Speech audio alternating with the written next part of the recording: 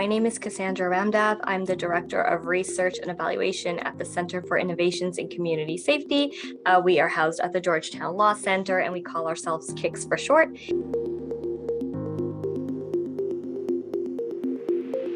The project that we're working on is very exciting and innovative that we were awarded this grant to. So it's actually an expansion of some work that we've been doing with Google.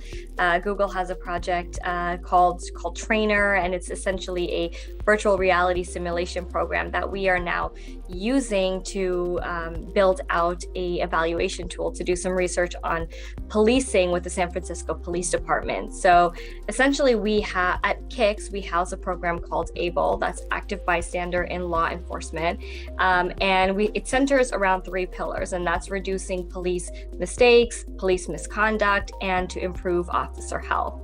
And the goal is that we offer trainings across the country to police departments to encourage the development of culture where we're intervening when you see bad behavior or misconduct or mistakes about to occur is the norm. And so if you're with a fellow officer and you see that things are escalating and perhaps misconduct or mistake is about to occur, that you intervene in that situation to prevent anything from happening. And so ABLE is a training that provides technical skills to the officers, but also aims to change the culture where this type of intervention becomes the norm, and that there's no retaliation, but it's that we expect that officers are going to have the backs of other officers to prevent things from happening and harm to people in the community. So essentially this grant is really going to help us use Google's trainer program in a way that has not yet been done. We are going to be using this VR simulation tool to measure the impact of ABLE in the San Francisco Police Department. So the way that the program is going to be developed under this grant is to create a scenario where you have an officer, their peer officer, and a person of interest. So there's a scenario that's going to be built, and the police officer is going to conduct a stop, and the player is the peer of that police officer. And so as folks go through the ABLE training, we are then going to put them through this VR simulation program to see whether or not they are behaving differently because of as a result of the training.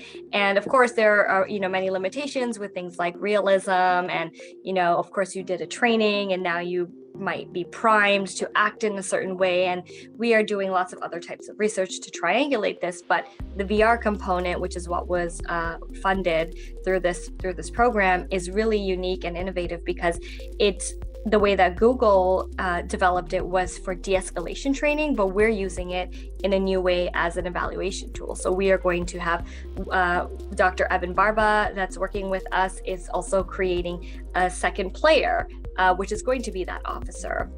He's also creating a different characteristics of that person of interest so that we can test whether there's different outcomes based on the person of interest, skin color, their sex, their surroundings, and see whether or not ABLE might be effective in different scenarios with different people and different characteristics, as well as with the other officer. That other officer may also have different characteristics of age, race, sex, and so on and so forth.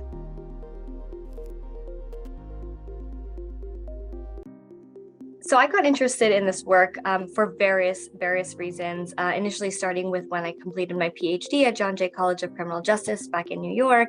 And I started working, interestingly, in Rikers Island with young people who had been experiencing traumatic brain injuries, and usually it was a result of community violence, just living in communities where violence was high, violence was normalized, and traumatic brain injuries were very common for folks who were only 15 or 16 years of age. And so it had me thinking more broadly about community safety and thinking about violence in communities, and how oftentimes folks are just exposed to violence, whether in the community, when they go through the system, oftentimes through the jail, as I was working in Rikers Island. And thinking about where I'm at now, the connection is that it starts at policing in many ways, right? The first point of entry into the system and through the criminal legal system is when somebody is stopped by the police. And so it really is all interconnected. And now I'm at this space where I have the opportunity to work on the front end of the system and thinking about community safety in a way more preventive way than I had been doing before, and being able to think about ABLE and policing and how to measure its impact is something that's really helping me move forward in a way that, you know, ideally could prevent some of the things from even occurring that I had been working on in the past, mostly through corrections work and working with people in the jails. And so I'm really excited to be doing this work now and bringing it all together.